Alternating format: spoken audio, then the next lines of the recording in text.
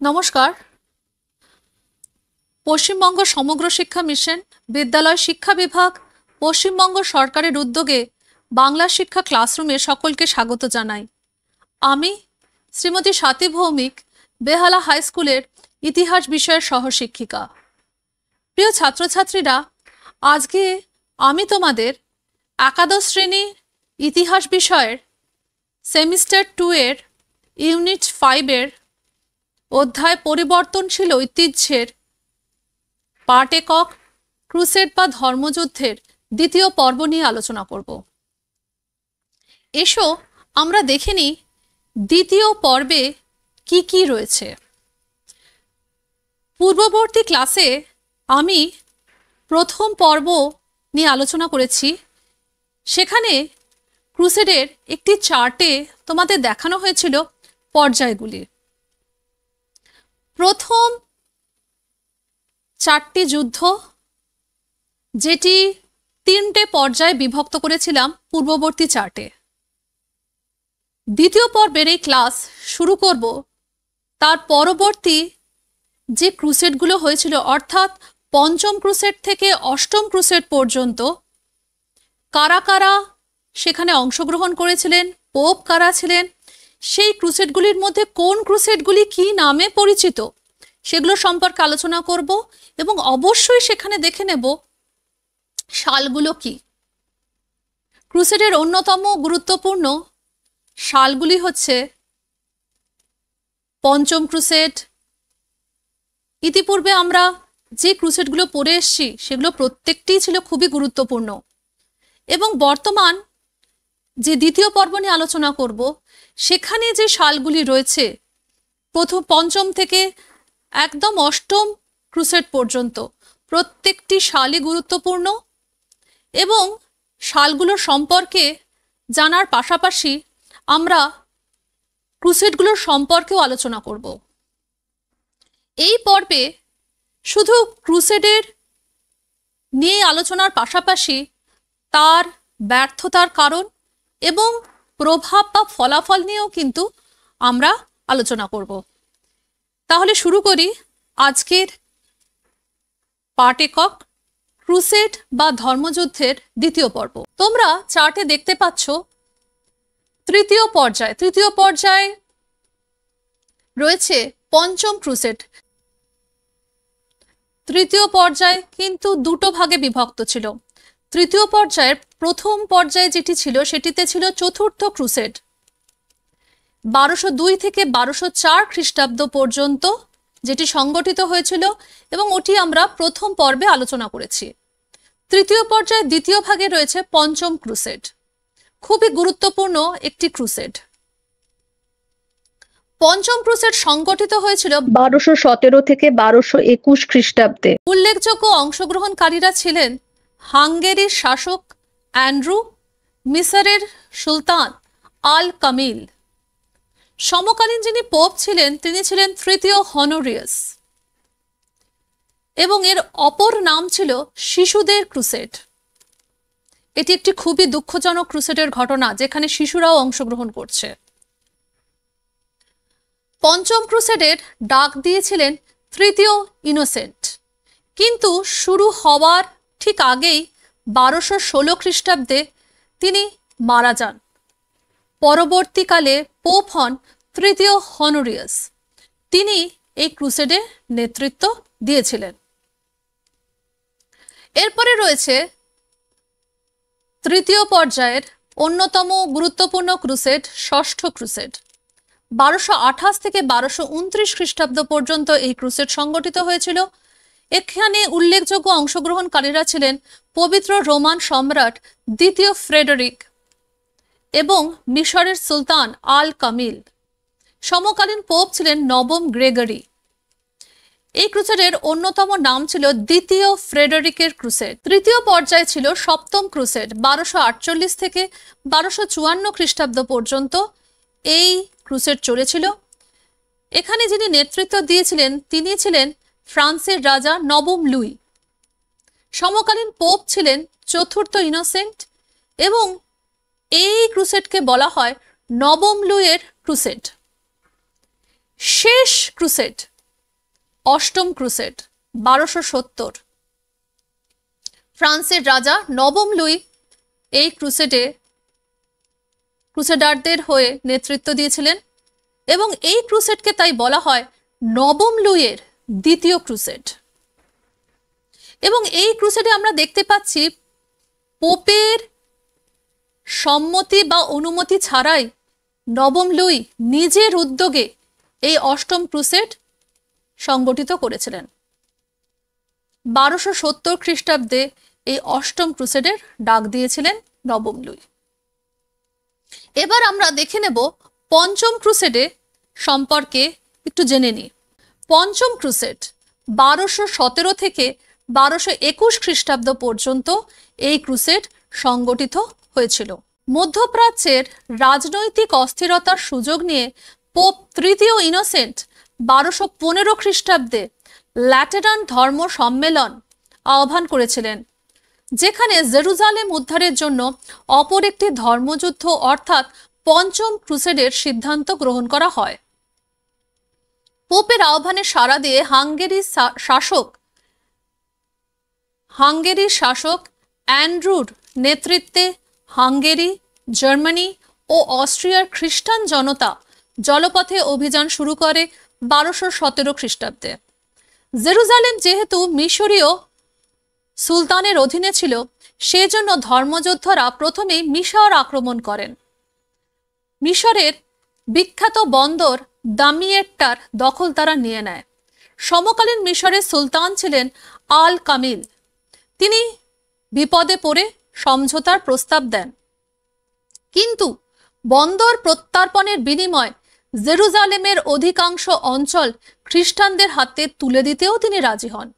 কিন্তু খ্রিস্টান ধর্মযোদ্ধারা তারা অকারণে অধিকৃত অঞ্চলে ধ্বংস এবং হত্যাকাণ্ড চালালে মিশরীয়রা প্রত্যাঘাত করতে বাধ্য হয় এবং ধর্মযোদ্ধারা পরাজিত হয়ে আস্তে আস্তে পিছু হটতে থাকে।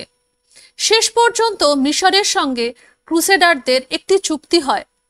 8 বছরের এই শান্তি চুক্তি 1221 খ্রিস্টাব্দে সম্পাদিত হয়েছিল। শেষ হয়েছিল পঞ্চম ক্রুসেড। এবং এই পঞ্চম ক্রুসেড থেকে আমরা দেখতে পাচ্ছি যে এই ক্রুসেডে যেখানে মিশরের সঙ্গে সমঝোতা চুক্তি আগেই সম্পাদন করা সম্ভব হতো, সেখানে ধর্মযোদ্ধাদের অতিরিক্ত উচ্ছ্বাস এবং আকাঙ্ক্ষা তাদের বাধ্য করেছিল মিশরের সঙ্গে যুদ্ধে লিপ্ত হতে। এবং শেষ পর্যন্ত 8 বছরের একটি শান্তি চুক্তির মাধ্যমে এই পঞ্চম ক্রুসেড সমাপ্ত হয়। এইবার আমরা চলে যাব পঞ্চম ক্রুসেডের একটি খুব দুঃখজনক ঘটনা, যেখানে শিশুদেরও বাধ্য করা হয়েছিল ধর্মযুদ্ধ বা ক্রুসেডে অংশগ্রহণ করার জন্য। এই ক্রুসেডকে বলা হয় শিশুদের ক্রুসেড বা চিলড্রেন্স ক্রুসেড। তোমরা ছবিতে দেখতে পাচ্ছ শিশুরাও সেখানে বিভিন্ন অস্ত্রশস্ত্র নিয়ে তাদের পক্ষে যতটুকু সম্ভব তাই নিয়েই তারা কিন্তু ক্রুসেডের মতো একটি ধর্মযুদ্ধে অংশগ্রহণ করছে। দীর্ঘ 200 বছর ধরে চলা লুণ্ঠন, হত্যা, ধ্বংসের এক জঘন্য ইতিবৃত্ত, যার লেলিহান শিক্ষা থেকে বাদ যায়নি এই ছোট ছোট শিশুরাও। পঞ্চম ক্রুসেডের প্রাককালে 1212 খ্রিস্টাব্দে নিকোলাস নামে এক জার্মান তরুণের নেতৃত্বে বহু শিশু জেরুজালেমের উদ্দেশ্যে অভিযান করেছিল। ফ্রান্সিস স্টিফেন নামে একটি 12 বছরের ছেলে অপর একটি দলকে নেতৃত্ব দিয়েছিল। 12 বছর বয়স একটি নাবালক ছেলে, সে নেতৃত্ব দিচ্ছে শিশুদের ধর্মযুদ্ধে যোগদান করার জন্য। এই সকল অভিযান শিশুদের ক্রুসেড বা চিলড্রেন্স ক্রুসেড নামে পরিচিত। এই ক্রুসেডে অবশ্য পোপ তৃতীয় ইনোসেন্টের কোনো অনুমতি ছিল না। আসলে আমরা বোধহয় দেখতে পাচ্ছি তৃতীয় ইনোসেন্ট বা পোপের হাত থেকে আস্তে আস্তে ধর্মযোদ্ধারা তাদের নিজেদের মতের পরিপ্রেক্ষিতে সেখানে শিশুদের নিয়ে গিয়ে যুদ্ধে অংশগ্রহণ করছে। অর্থাৎ পোপের হাত থেকে আস্তে আস্তে ধর্মযুদ্ধের ক্ষমতা চলে যাচ্ছে। এরপর আমরা দেখতে পাবো চিলড্রেন্স ক্রুসেডের ওপর গুস্তাভ ডোরের আঁকা বিখ্যাত এক চিত্র, যেটি চিলড্রেন্স ক্রুসেড নামে পরিচিত। চিত্রটিতে দেখা যাচ্ছে শিশুরা ক্রুসেডে যাবার আগে তাদের মায়েদের কাছ থেকে তারা অনুমতি নিচ্ছে এবং তাদের মায়েরা অশ্রু সজল চোখে জানলা দিয়ে দাঁড়িয়ে তাদেরকে ক্রুসেডে যাবার জন্য অনুমতি দিচ্ছেন।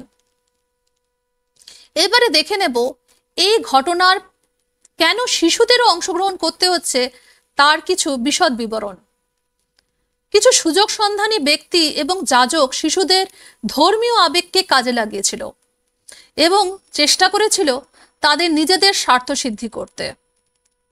Hungary, Cyprus, Germany, Austria, France সহ ইউরোপের নানা দেশের হাজার হাজার শিশু ক্রুসেডে অংশ নিয়েছিল এবং এই শিশুদের অনেকেই ক্ষুধার্ত, পিপাসার্থ এবং অসুস্থ হয়ে মারা যায়। তারা তো যুদ্ধ কি জানেই না, তারা হয়তো শুনেছে যে ক্রুসেড বলে একটি ধর্মযুদ্ধ হচ্ছে এবং সেখানে তাদের শুধুমাত্র ধর্মীয় আবেগ, নাবালক শিশুদের ধর্মীয় আবেগকে কাজে লাগানো হয়েছিল। এর পাশাপাশি আমরা দেখতে পাই তারা অত দূর গিয়ে জেরুজালেমে গিয়ে যুদ্ধ করছে, পথের মধ্যেই তারা খাবারের আশায়, জলের আশায় অসুস্থ হয়ে অতটা পথ পাড়ি দিতে না পেরে রাস্তাতেই মারা যাচ্ছে। অনেক শিশু তারা তুর্কিদের হাতে বন্দী হয়ে দাসদাসীতে পরিণত হয়। এছাড়া অনেক শিশুকে ইতালীয় বণিকরা আরবীয় বণিকদের কাছে কৃতদাস হিসেবে বিক্রি করে দিয়েছিল। এই বিক্রির পরিবর্তে তারা কিছু অর্থ লাভ করেছিল। অর্থের লোভে শিশুদের ক্রুসেডে নিয়ে গিয়ে বিক্রি করে দেবার মতো একটা নিচু কাজে তারা জড়িয়ে পড়েছিল। ফলে এই শিশুদের ভবিষ্যৎ অন্ধকারে নিমজ্জিত হয়েছিল। তাই পঞ্চম ক্রুসেডকে বলা হয় শিশুদের ক্রুসেড বা চিলড্রেন্স ক্রুসেড। এই ক্রুসেড যে কতটা মর্মস্পর্শী, যুদ্ধ যে কতটা খারাপ এবং শিশুদের সেখানে জড়িয়ে তাদের আবেগকে, ধর্মীয় আবেগ তার মধ্যে সঞ্চারিত করে তাদেরকে বাধ্য করে যুদ্ধ করতে নিয়ে গিয়ে বিক্রি করে দেওয়ার মতো ঘটনা ইতিহাসে অত্যন্ত কলঙ্কিত একটি ক্রুসেড নামে পঞ্চম ক্রুসেড খ্যাত হয়ে রয়েছে। খ্যাত বলবো না, অখ্যাত হয়ে রয়েছে। এরপরে আমরা দেখে নেব পরবর্তী ক্রুসেড, অর্থাৎ ষষ্ঠ ক্রুসেড। ষষ্ঠ ক্রুসেড সংগঠিত হয়েছিল 1248 থেকে 1200। ষষ্ঠ ক্রুসেড সম্পাদিত হয়েছিল 1228 খ্রিস্টাব্দ থেকে 1229 খ্রিস্টাব্দ পর্যন্ত। পঞ্চম ক্রুসেডের ব্যর্থতার ফলে পোপ তৃতীয় হনোরিয়াস রোমান সম্রাট দ্বিতীয় ফ্রেডারিককে পরবর্তী ক্রুসেডের দায়িত্বভার অর্পণ করেন 1224 খ্রিস্টাব্দে। এই ষষ্ঠ ক্রুসেডকে তাই দ্বিতীয় ফ্রেডারিকের ক্রুসেডও বলা হয়। এরপর সম্রাট ফ্রেডারিকের নেতৃত্বে ক্রুসেডাররা পবিত্র জেরুজালেম দখলের উদ্দেশ্যে 1228 খ্রিস্টাব্দে জেরুজালেম অভিযান করেন। তিনি একক প্রয়াসে এবং পরম মিত্রতাসুলভ আচরণের দ্বারা মিশরের সুলতান আল কামিলের সঙ্গে সমঝোতায় সফল হন। 1229 খ্রিস্টাব্দে এক সন্ধি স্বাক্ষরিত হয় এবং 10 বছরের জন্য জেরুজালেম, নাজারেত ও বেথলেহেম খ্রিস্টানদের দখলে আসে। পবিত্র ভূমির প্রায় বেশিরভাগটাই দ্বিতীয় ফ্রেডারিকের নেতৃত্বে ক্রুসেডাররা নিজেদের অধীনে আনতে সমর্থ হয়েছিল।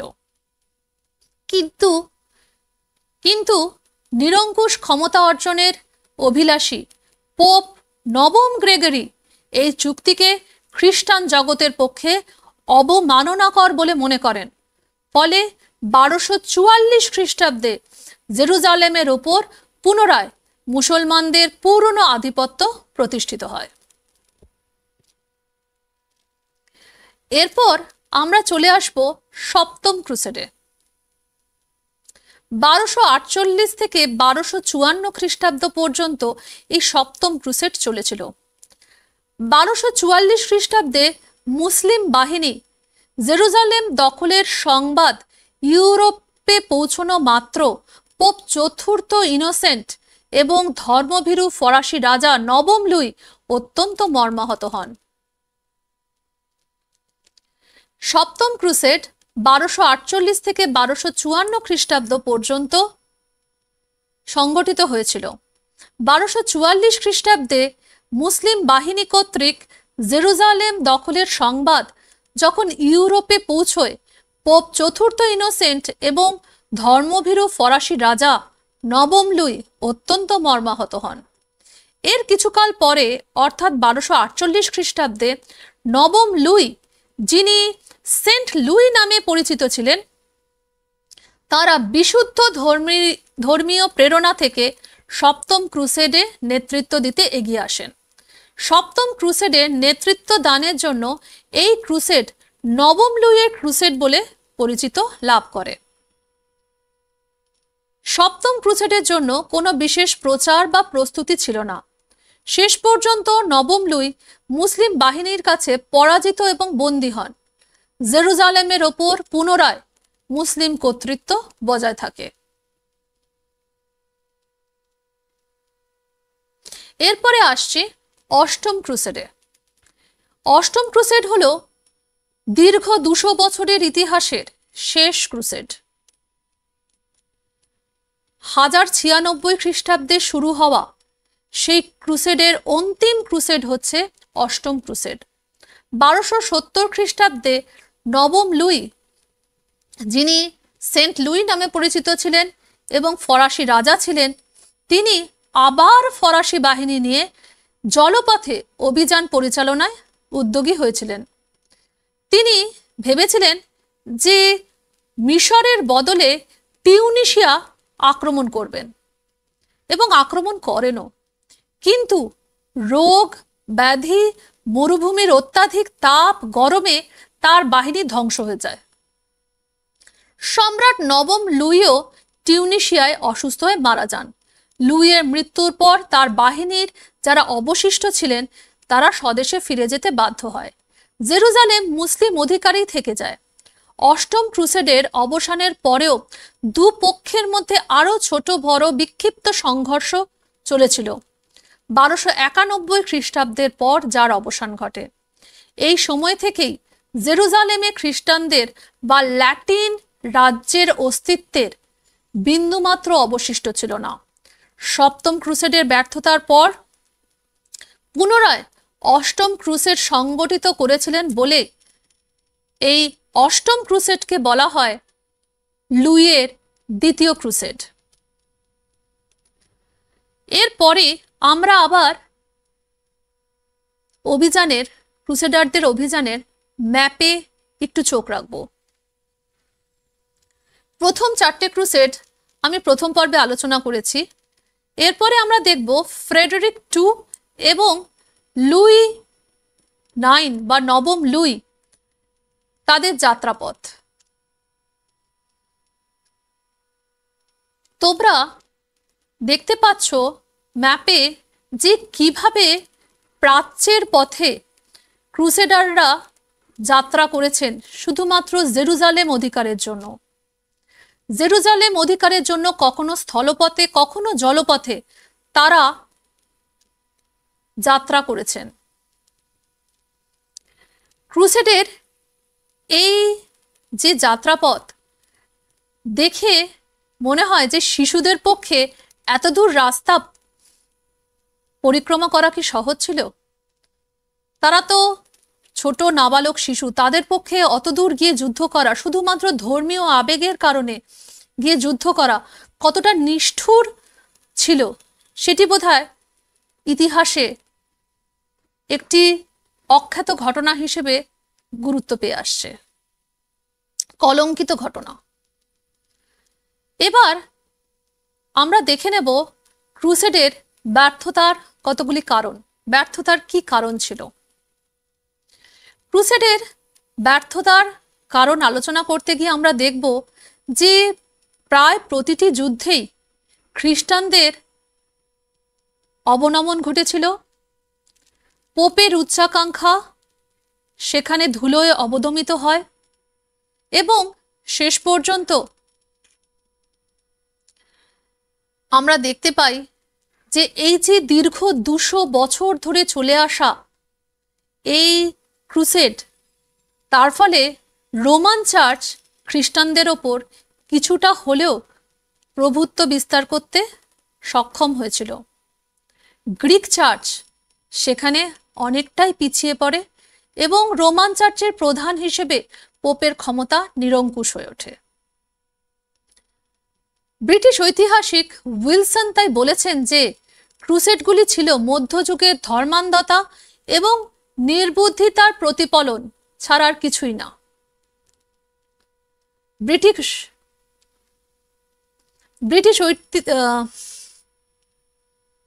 ব্রিটিশ ঐতিহাসিক উইলসন বলেছেন যে ক্রুসেডগুলি ছিল মধ্যযুগের ধর্মান্ধতা এবং নির্বুদ্ধিতার প্রতিফলন ছাড়া আর কিছুই না।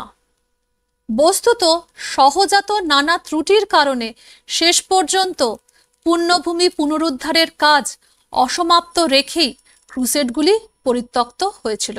অবাস্তব প্রশাসনিক পরিকল্পনা।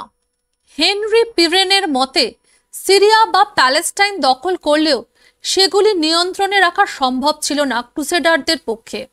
এই পরিকল্পনা প্রশাসনিকভাবে অবাস্তব হওয়ায় ব্যর্থতা ছিল অনিবার্য পরিণতি। ইটালির বাণিজ্যিক লক্ষ্য পূরণ। ইটালির যে নগর রাষ্ট্রগুলি ছিল অর্থাৎ ভেনিস, জেনোয়া, তাদের বাণিজ্যিক লক্ষ্যই প্রতিফলিত হয়েছিল প্রথম 3টে ক্রুসেডে। প্রাচ্যে যাওয়ার বাণিজ্য পথ তাদের করায়ত্ত হয়ে গেলে পরবর্তীকালে ক্রুসেড সংগঠিত করার যে প্রেরণা তারা সেটা হারিয়ে ফেলে। এরপরে দেখতে পাবো ধর্মযোদ্ধাদের অভাব। সামন্ত ব্যবস্থা ক্রুসেডের ফলে দুর্বল হয়ে পড়ে, বহু ম্যানর ভেঙে যায়, ভূমিদাস বা সাফরা মুক্ত হয়, ফলে কৃষিক্ষেত্র থেকে ধর্মযোদ্ধা সংগ্রহের কাজ ব্যাহত হয়। পোপ এবং রাজন্যবর্গের স্বার্থদ্বন্দ্ব, ধর্ম বহির্ভূত কার্যকলাপ, অকারণ রক্তপাত, যথার্থ ধর্মপ্রাণ খ্রিস্টান ধর্মযোদ্ধাদের ক্রমশই আন্দোলন থেকে বিমুখ করে তুলেছিল। তাদের মনে হয়েছিল যে শুধুমাত্র পোপ এবং রাজন্যবর্গ তাদের স্বার্থ সিদ্ধির জন্যে এই ধর্মযুদ্ধে অংশগ্রহণ করেছে। ফলে গোঁড়া ধর্মপ্রাণ রক্ষণশীল খ্রিস্টান ধর্মযোদ্ধারা আস্তে আস্তে এই রক্তক্ষয়ী সংগ্রাম থেকে নিজেদের সরিয়ে ফেলে। নাইটদের অনিচ্ছা। কোনো রকম পারিশ্রমিক ছাড়াই দূরবর্তী স্থানে গিয়ে যুদ্ধ করার আকর্ষণ নাইটরা হারিয়ে ফেলে। দীর্ঘদিন ধরে যুদ্ধ চালিয়ে যাওয়াটা তাদের পক্ষেও হয়ে উঠেছিল অসম্ভব। এবং ধীরে ধীরে আমরা দেখতে পারবো শাসকবর্গের মধ্যেও অনাগ্রহ প্রকাশ হচ্ছে। ইউরোপের রাজা এবং সামন্ত প্রভুরাও দীর্ঘস্থায়ী ধর্মযুদ্ধে লিপ্ত থাকতে অনাগ্রহী হয়ে ওঠে।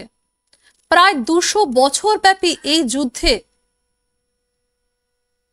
যে যোগদান করার জন্য যে আগ্রহ তাদের ছিল, সেই আগ্রহ দীর্ঘস্থায়ী যুদ্ধে তারা হারিয়ে ফেলে। এইসব কারণে ক্রুসেড সংগঠন ধীরে ধীরে দুর্বল হয় এবং আস্তে আস্তে নীরবেই তা পরিত্যক্ত হয়। এরপরে আমরা দেখে নেব ক্রুসেডের ফলাফল কি ছিল। আপাত বিচারে ক্রুসেড বা ধর্মযুদ্ধগুলি ছিল দীর্ঘ ব্যর্থতার ইতিবৃত্ত। এর মূল উদ্দেশ্য ছিল জেরুজালেম উদ্ধার, কিন্তু তা সফল হয়নি। তবে ইউরোপীয় সমাজ সংস্কৃতির ওপর এর প্রতিক্রিয়া ছিল সুদূর প্রসারী। ক্রুসেডের ফলে ধর্মযোদ্ধারা ছাড়াও বহু সাধারণ মানুষও মারা গিয়েছিল। ফলে এই যে ধ্বংসলীলা, সম্পদের অপচয়, হত্যাকাণ্ড, যা এক দুর্দশাপূর্ণ জীবনের সূচনা করেছিল ইউরোপে। ইসলামীয় শক্তির অবদমন। দীর্ঘকালীন ক্রুসেডে অংশগ্রহণের ফলে ইসলামীয় শক্তিও দুর্বল হয়ে পড়ে। ফলে খ্রিস্টান তথা রোমান সম্রাটদের পক্ষে 1453 খ্রিস্টাব্দ পর্যন্ত কনস্টান্টিনোপলে টিকে থাকা সম্ভব হয়। কারণ কোনো দীর্ঘস্থায়ী যুদ্ধেই কেউ পরাজিত বা জয়ী হয় না। অপচয় ঘটে সম্পত্তির, অপচয় ঘটে মানুষের প্রাণের, ধ্বংস হয়ে যায় একটি সমাজ জীবন। এবং ক্রুসেডাররা আমরা দেখতে পাচ্ছি বারবার তারা যুদ্ধে পরাজিত হচ্ছে, কিন্তু এর পরিপ্রেক্ষিতে আবার বলা হয় যে ইসলামীয় শক্তিও কিন্তু কিছুটা হলেও অবদমিত হয়েছিল, তাদেরও প্রচুর লোকক্ষয় হয়েছিল, ধ্বংস হয়েছিল বন্দর। এছাড়া আমরা দেখতে পাই যে তাদের মধ্যেও ধীরে ধীরে অবনমন ঘটেছিল, সামাজিক প্রথার ধ্বংস হয়ে গিয়েছিল তাদের সাম্রাজ্যের ভিত। কিন্তু এই ক্রুসেডের ফলে যার ক্ষমতা বৃদ্ধি পেয়েছিল তিনি হলেন পোপ। যদিও জেরুজালেম উদ্ধার করতে তিনি ব্যর্থ হন, তা সত্ত্বেও ক্রুসেড সংগঠনের ফলে রোমান চার্চ এবং পোপ নতুন মর্যাদা এবং প্রতিপত্তির অধিকারী হন। সম্রাট বা রাজার পরিবর্তে পোপই হয়ে উঠেছিলেন বিধর্মীদের বিরুদ্ধে খ্রিস্টান সমাজের সর্বোচ্চ নেতা। পোপের ইন্ধনেই চার্চ অন্যায়ভাবে অর্থ সংগ্রহে লিপ্ত হয়, যা ধর্ম সংস্কার আন্দোলনের চিত্র প্রস্তুত করে। মধ্যবিত্ত শ্রেণীর উদ্ভব। সামন্ততন্ত্রের পতনের পর স্বাধীন কৃষক ও শ্রমিকদের হাতে অর্থের প্রাচুর্য দেখা দেয়, ফলে ইউরোপে ধীরে ধীরে উদ্ভব হয় মধ্যবিত্ত শ্রেণীর, এবং তাদের প্রচেষ্টাতে ছোট ছোট শিল্প প্রতিষ্ঠান গড়ে ওঠে শহর। ভৌগোলিক জ্ঞান বৃদ্ধি পায়। প্রায় 200 বছর ধরে ধর্মযোদ্ধারা স্থল ও জলপথে জেরুজালেমে এসেছিল। এর ফলে তাদের মধ্যে যে ভৌগোলিক জ্ঞান সঞ্চার হয়েছিল সেটি সমুদ্র যাত্রা এবং ভৌগোলিক আবিষ্কারের পথ নির্দেশ করেছিল পরবর্তীকালে।